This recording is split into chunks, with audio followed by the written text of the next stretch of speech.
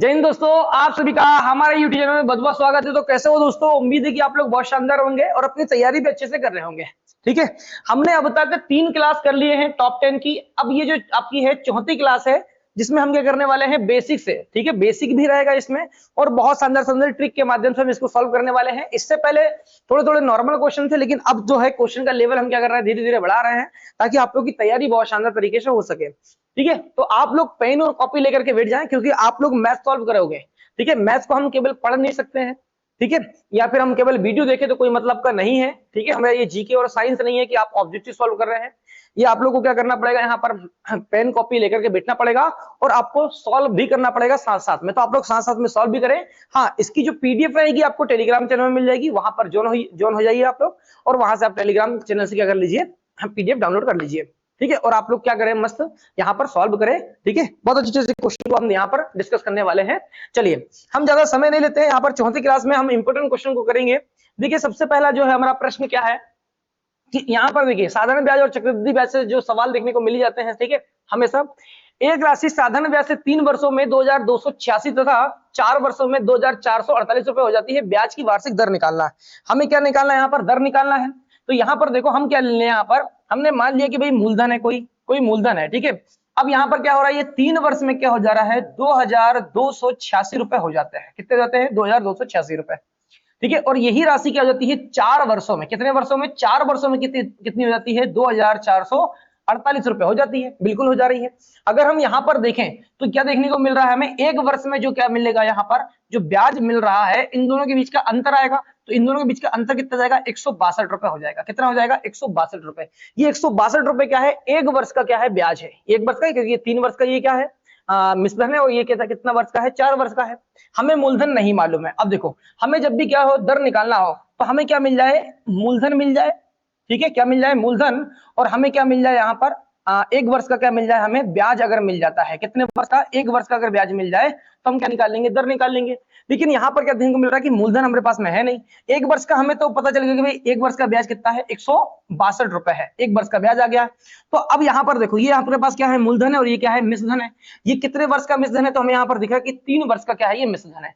हम क्या कर सकते हैं, यहाँ पर ये 3 का मल्टीप्लाई कर दें, तो यहाँ पर क्या जाएगा, 3 वर्ष का ब्याज आ जाएगा। एक वर्ष का ब्याज है 162 रुपए, 3 वर्ष का कितना हो जाएगा, 3 दूनी 6, 16 कितना जाएगा, 48, 486 रुपए क्या हो जाएगा आपका, 3 वर्ष का ब्याज आ जाएगा। और ये 3 वर्ष का ब्याज है, क्या यहाँ पर ये मिश्रधन है 3 वर्ष का, तो क्या यहाँ पर जुड़ा हुआ है, बिल्कुल। तो हम क्या करेंगे, 486 रुपए को क्या करेंगे, 2286 से घटा देंगे। अगर यहाँ से क्या कर दे, हम माइनस कर दे, तो हमारे पास में क्या जाएगा, मूलधन आ जाएगा। 2286 में से 486 घटाएंगे, कितना जाएगा हमारे पास में, 1800 रुपए। तो हमें 1800 रुपए क्या मिल गया, हमें मूलधन मिल गया। तो 1800 रुपए क्या है, मूलधन है।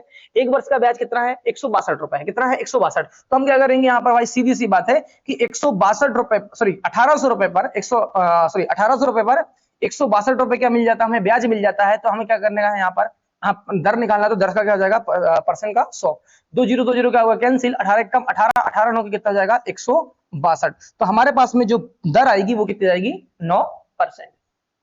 ठीक है, चलिए आगे बढ़ते हैं, नेक्स्ट क्वेश्चन की ओर बढ़ते हैं। क्या दिया है, एक ऑटो व्यापारी जो कार के अंकित मूल्य पर 12% छूट देता है। भाई क्या हो रहा है यहाँ पर, अंकित मूल्य, हमने क्या करते हैं, अंकित मूल्य क्या होता है, जहां पर खुद से व्यापारी क्या करे, अंकित करे, और अंकित मूल्य पर ही क्या दी जाती है, छूट दी जाती है। तो 12% क्या दे रहा है, वो छूट दे रहा है। ठीक है, और इससे के बाद में भी क्या कर रहा है, वो 10% लाभ अर्जित करता है यदि सूची मूल्य का मतलब हुआ क्या, अंकित मूल्य कितना है, 1,26,000 रुपए हो, तो क्रय मूल्य हमें ज्ञात करना है। तो हमें यहाँ पर क्या दिख रहा है कि जो अंकित किया गया वो कितना किया गया भाई, 1,26,000 रुपए का किया गया, अंकित किया गया। बिल्कुल, यहाँ पर कितने परसेंट की छूट दी गई, 12% की छूट दी गई। मतलब हमने इसको कितने में बेचा होगा, उस व्यापारी ने 88% में बेचा होगा। कितने परसेंट में बेचा होगा, 88% में। तो यहाँ पर इस मूल्य में क्या कर रहा है, वो बेच रहा है। अब इस मूल्य में बेचने के बाद में भी क्या हो रहा है, उसे 10% लाभ होता है। मतलब ये जो बिकेगा, तो ये कितने बिकेगा, 110% में। कितने परसेंट में, 110% में बिक रहा है। तो जब ये 110% में बिक रहा है, तो हमें पता है कि ये 110% के बराबर होगा। तो 110% के क्या हो जाएगा, ये बराबर हो जाएगा। 110% के बराबर मतलब 110 से भाग दोगे और हमें निकालना क्रय मूल्य, तो क्या करोगे, 100% का गुणा कर दोगे। क्या करोगे, 100% गुणा, परसेंट से परसेंट क्या हो जाएगा, कैंसिल हो जाएगा। 100 से 100 क्या हो जाएगा, कैंसिल, 1 0 से 1 0 क्या होगा, कैंसिल, 11 कम 11, 11 8 88। 8 का मल्टीप्लाई करेंगे, 2 0 को 2 0 हो जाएगा, 8 सिंह कितना हो जाएगा 48 का, 8 हासिल का कितना 4, 12 8 कितना हो गया 96, 96 और 4 कितना जाएगा हमारे पास में 100 हो जाएगा। तो हमारे पास में आंसर कितना आ गया, हाँ 100 800, 100 800 कहाँ दिया हमारे पास में, ये दिया है, ये क्या हो गया हमारे पास में आंसर। चलिए आगे बढ़े, नेक्स्ट क्वेश्चन की ओर बढ़ते हैं। क्या दिया है, a अनुपात b बराबर क्या दिया है 2 अनुपात 3 और b अनुपात c बराबर क्या है 6 अनुपात 11 है। तब क्या निकालना, हमें a अनुपात b अनुपात c निकालना है। जब भी हमें क्या करने का निकालना हो, a अनुपात b अनुपात c निकालना हो, तो यहाँ क्या करेंगे, a अनुपात b अनुपात क्या निकालना है, c निकालना है। तो अब मैं यहाँ पर आप लोग को 2 ट्रिक बता देता हूँ, ध्यान से समझिए। यहाँ पर क्या हो जाएगा, यहाँ पर a अनुपात b कितना दिया है 2 और कितना दिया है 3, और यहाँ पर b और c कितना दिया है 6 और कितना दिया है 11। यहाँ कुछ नहीं है, यहाँ पर भी क्या नहीं है, कुछ नहीं है। तो क्या करेंगे, यहाँ पर 3 को इधर खसकाएंगे और 6 को क्या करेंगे इधर खसका देंगे। चलो मल्टीप्लाई करते हैं यहाँ पर। तो यहाँ पर देखो सभी में क्या है, कॉमन क्या है, कुछ है क्या जो तीनों में कट जाए, तो 3 है, 3 एक कम 3, 3 से 3 कैंसिल और 3 दूनी कितना जाएगा 6। तो यहाँ क्या कर देंगे, मल्टीप्लाई कर देंगे, 2 दूनी कितना होगा 4, ठीक है, 6 एक कम 6 और 11 एक कम 11। तो ये क्या आ गया हमारे पास में आंसर। तो आप ऐसे कर सकते हो। तो ये रहा क्या हमारे पास में आंसर। एक तरीका क्या है, यहाँ पर जब भी क्या दिया हो, a अनुपात b कितना दिया हमारे पास में 2 अनुपात कितना दिया है 3 और b अनुपात c बराबर कितना दिया हमारे पास में 6 अनुपात कितना दिया है 11। तो यहाँ पर आपको देखना है कॉमन संख्या क्या है, कॉमन संख्या क्या दिख रही है हमारे b दिख रहा है। तो ये जो सेकंड वाला जो रहेगा b, ठीक है, इससे क्या करोगे आप, ये जो इसका मान जो है 6, इसका मल्टीप्लाई करेंगे हम कहां पर, इन दोनों में। तो 3 दूनी क्या जाएगा हमारे पास में 6, सॉरी 6 दूनी क्या जाएगा हमारे पास में 12 आ जाएगा, 6 दूनी क्या जाएगा 12 अनुपात 6 3 कितना जाएगा 18। ये हो गया, इस कॉमन संख्या के दोनों में गुणा कर दिया। लेकिन अब बचा क्या आपका c, तो c का मल्टीप्लाई क्या करोगे, इस b में करोगे जो कॉमन था। तो 11 3 कितना जाएगा आपका 33 हो जाएगा, कितना हो जाएगा 33। अब यहाँ पर क्या कर देंगे, हम यहाँ पर काट देंगे, काटो जरा, कैसे काट देंगे 6 से, सॉरी 6 से कटेगा नहीं, यहाँ पर कितना 3 से, 3 चौ 12 हो जाएगा, 3 चौ क्या हो जाएगा 12, 3 छिंग 18 और 3 एक कम 3, 3 एक कम 3, 4 अनुपात 6 अनुपात 11। आपको जैसे सही लगता है आप वैसा कर सकते हैं, या तो ऐसे करो या तो फिर ऐसे कर लो, ठीक है। चलिए आगे बढ़ते हैं, नेक्स्ट क्वेश्चन की ओर बढ़ते हैं हम। क्या दिया है, वो छोटी से छोटी प्राकृतिक संख्याएं बताइए जिससे 980 को गुणा करने पर यह पूर्ण वर्ग बन जाए। क्या बन जाए, पूर्ण वर्ग। तो मैं आपको बता देता हूं, पूर्ण वर्ग जब भी निकालना तो ये जो संख्या दी होती है 800 900 कितना दिया है 80 दिया है, इसका क्या करोगे आप, इसका फैक्टर करो, क्या करेंगे गुणनखंड तोड़ेंगे इसको। जब अपन इसको तोड़ेंगे तो यहाँ पर 0 दिख रहा है, 5 से सीधे सीधे क्या कर दो, डिवाइड कर दो। 5 एक कम 5, बचा कितना यहाँ पर 4 बचा, ठीक है, 5 9 45, बचा कितना यहाँ पर 3, 5 6 कितना हो गया 30। 196 अपन को पता है कि 196 किसका वर्ग होता है भाई 14 का, तो 14 गुणित क्या हो जाएगा 14 एक कम 14, बचा कितना हमारे पास में 5, 14 चौके 56, ठीक है, 14 एक कम 14। मैंने ऐसा क्यों किया, बहुत आसान हो गया, क्यों, देखो यहाँ पर हमें क्या करना है भाई, किससे गुणा करें कि भाई पूर्ण वर्ग बन जाए। तो हमें यहाँ पर दिख रहा है जोड़ा दिख रहा है भाई, क्या करना है, हमें जोड़ा बनाना है, केवल क्या बनाना है जोड़े। तो यहाँ पर 14 का क्या बन गया, जोड़ा बन गया। अब यहाँ पर 5 अकेला बचा, तो यहाँ पर एक किसका मल्टीप्लाई कर दे, 5 का अगर हम और मल्टीप्लाई कर दे तो ये क्या बन जाएगा, जोड़ा बन जाएगा। तो यहाँ पर क्या दिख रहा है हमें 5, तो 5 का अगर हम मल्टीप्लाई कर देंगे तो ये क्या बन जाएगा, पूर्ण वर्ग संख्या बन जाएगी। चलिए बात समझ में आ गई। तो आप इस तरह से जब करोगे तो यहाँ पर जोड़ा बन जाएगा, जोड़ा बन जाएगा मतलब वर्ग हो जाएगा, पूर्ण वर्ग हो जाएगा, ठीक है। चलिए आगे बढ़ते हैं। क्या दिया है, P एक कार्य को 15 दिन में, ठीक है, तथा Q जो है 24 दिन में पूरा कर सकता है। उन्होंने एक साथ मिलकर कार्य करना आरंभ किया, परंतु Q कार्य को पूरा होने से 2 दिन पूर्व क्या हो गया, छोड़कर चला गया। कार्य को पूरा होने में कितना समय लगा या कितने दिन लगे। अब यहां पर देखो, यहां पर क्या दिया है भाई, 15 दिन में ये कर रहा है और ये कितने दिन में करता है, 24 दिन में। दोनों का एलसीएम लेंगे तो हमारे पास में क्या जाएगा, दोनों का एलसीएम 120 आ जाएगा। 120 का मतलब क्या हुआ, ये हमारे पास में काम है, कितना काम है, 120 काम है। तो ए जब P करेगा तो 120 काम को जब करेगा तो कितने दिन में करता है भाई, 120 काम को कितने दिन में करता है, 15 दिन में। तो एक दिन में कितना कर लेगा, एक दिन काम निकालेंगे, 15 कम 15, 15 8 है 120, एक दिन में कितना काम करेगा, 8 काम, ठीक है। और यहाँ पर Q का देखें, अगर हम एक दिन में कितना काम करेगा तो 120 बटे कितना जाएगा हमारे पास में 24 आ जाएगा, 24 पंचे क्या जाएगा हमारे पास में 120 आ जाएगा। तो यहाँ पर P जो है एक दिन में कितना काम करेगा 8 और Q कितना करेगा 5। अब यहाँ पर बोल रहा है कि भाई दोनों मिलकर काम करते हैं, तो दोनों मिलकर जिस दिन काम करें, एक दिन काम करेंगे तो कितना आएगा, एक दिन का कितना आएगा, P प्लस Q का जो एक दिन का काम आएगा वो कितना आएगा 13। लेकिन यहाँ पर क्या बोला है कि यहाँ पर कुछ नहीं है कि दोनों ने कितने दिन काम किया एक साथ, ठीक है, वो तो हम बाद में निकालेंगे। लेकिन वो बोल रहा है कि Q जो है कार्य को पूरा होने से 2 दिन पहले ही क्या हो गया, छोड़कर चला गया, 2 दिन पहले छोड़ के चला जाएगा कौन, Q।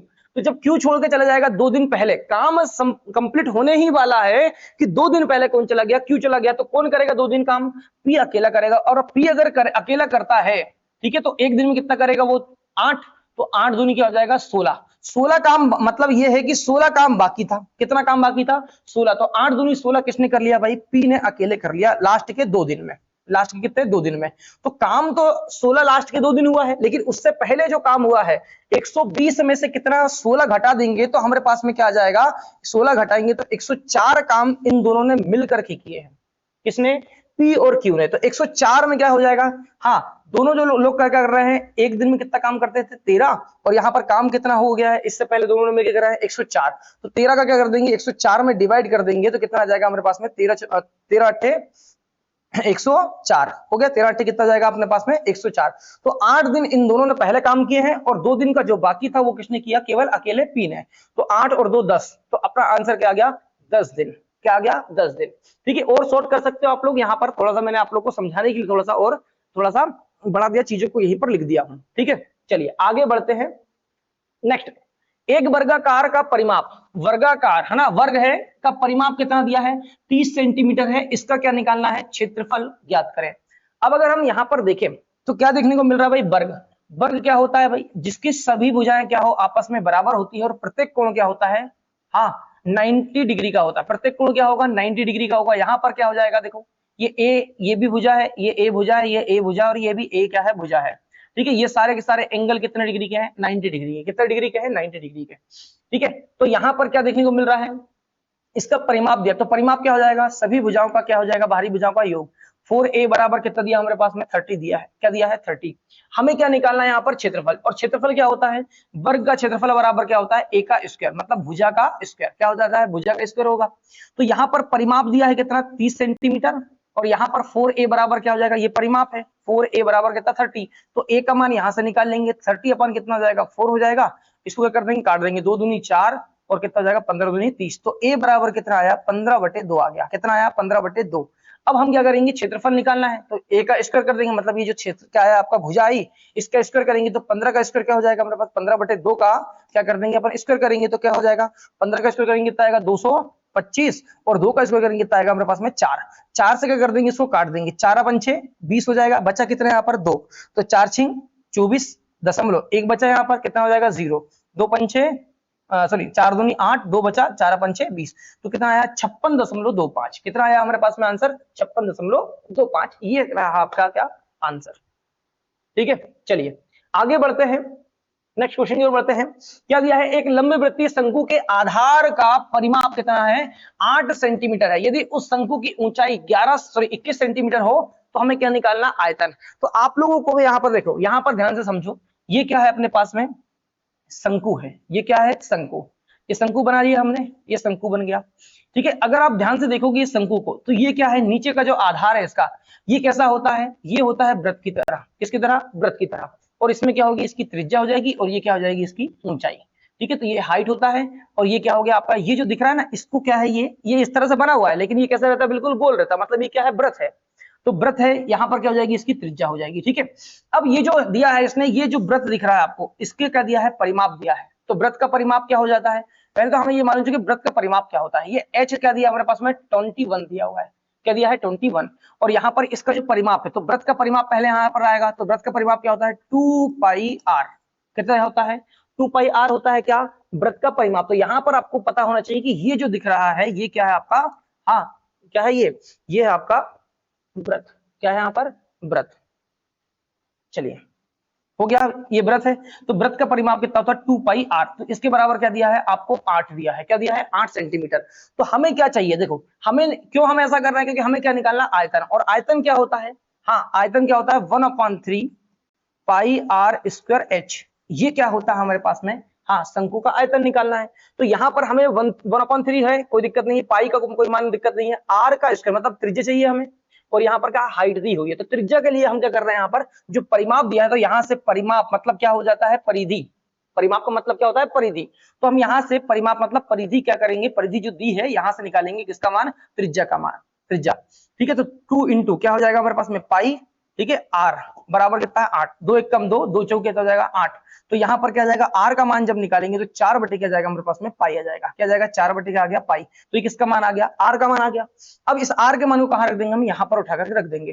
तो यहाँ पर 1/3 हो गया इंटू पाई का पाई, ठीक है, इंटू आर का स्क्वायर, मतलब क्या हो जाएगा 4 का स्क्वायर, पाई का स्क्वायर, 4 चौक क्या हो जाएगा 16 बटे पाई का स्क्वायर का मतलब क्या हो गया पाई का स्क्वायर, ये ठीक है।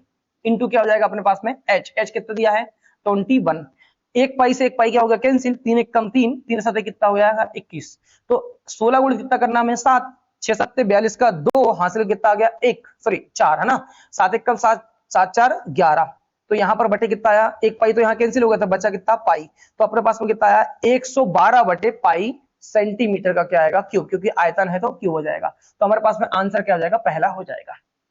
चलिए उम्मीद है कि समझ में आ गया होगा आप लोगों को, ठीक है ना। अगर ना समझ में आया तो एक बार आप लोग थोड़ा सा रिवाइज करके फिर से आप देख ले, क्योंकि ये क्या है आपका, यहां से हमें क्या निकालना होगा, हाँ परिधि से क्या निकालना पड़ेगा अपन को, त्रिज्या निकालनी पड़ेगी।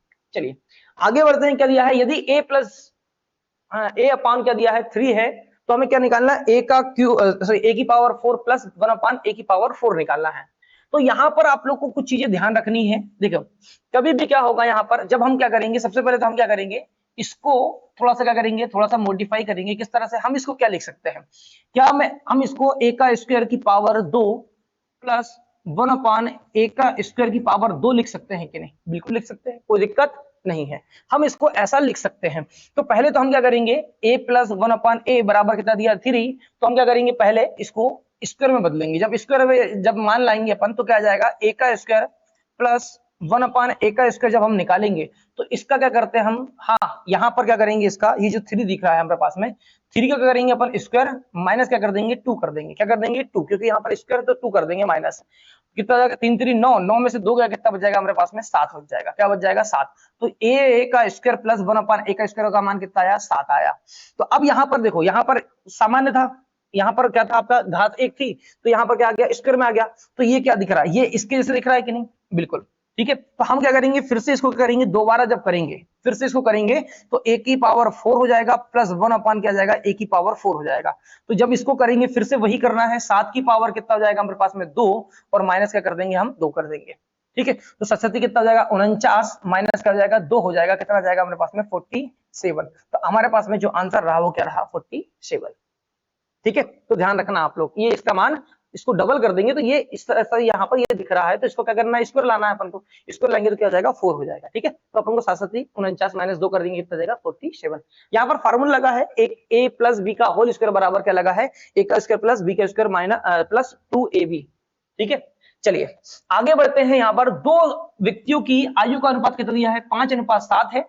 18 वर्ष पहले उनकी उम्र कितनी थी 8 अनुपात कितनी थी 13 के अनुपात में थी, उनकी उम्र बताना, आपको क्या बताना है उम्र। तो हम यहाँ पर क्या दिया, देखो यहाँ पर वर्तमान का दिया है, यहाँ पर अपन ने वर्तमान लिया, ठीक है, और हमें क्या दिया वर्तमान में जो आयु दी है वो कितना दिया है, दोनों का आयु का अनुपात 5 अनुपात कितना दिया है 7। कौन कौन है, दो व्यक्ति है, कोई भी ले लो, दो व्यक्ति है यहाँ पर, 5 और कितना हो गया 7। अब ये वर्तमान है, अब आज से बोल रहा है कि आज से 18 वर्ष पहले, कितने साल पहले 18 साल पहले कितनी आयु का अनुपात था 8 अनुपात कितना था 13 था, कितना था 8 अनुपात कितना था 13 था, बिल्कुल। तो उनकी क्या बताना, हमें वर्तमान उम्र बताना है। 8 साल पहले इतना अनुपात था और अभी वर्तमान कितना इतना है। अगर हम यहाँ पर देखें तो इन दोनों का आयु का अंतर कितना आ रहा कि 18 वर्ष पहले 8 था और अभी कितना है 5 है, तो दोनों का अंतर कितना आ रहा 3। यहाँ पर 18 वर्ष पहले कितना था 13 और यहाँ कितना है कितना 7 है, तो इनका अंतर अगर देखें तो 6 आ रहा, जबकि कभी भी क्या नहीं हो सकता, अगर समय क्या हो एक जैसा हो तो दोनों के बीच का अंतर, जो उम्र का अंतर आएगा वो भी क्या आएगा सेम आएगा।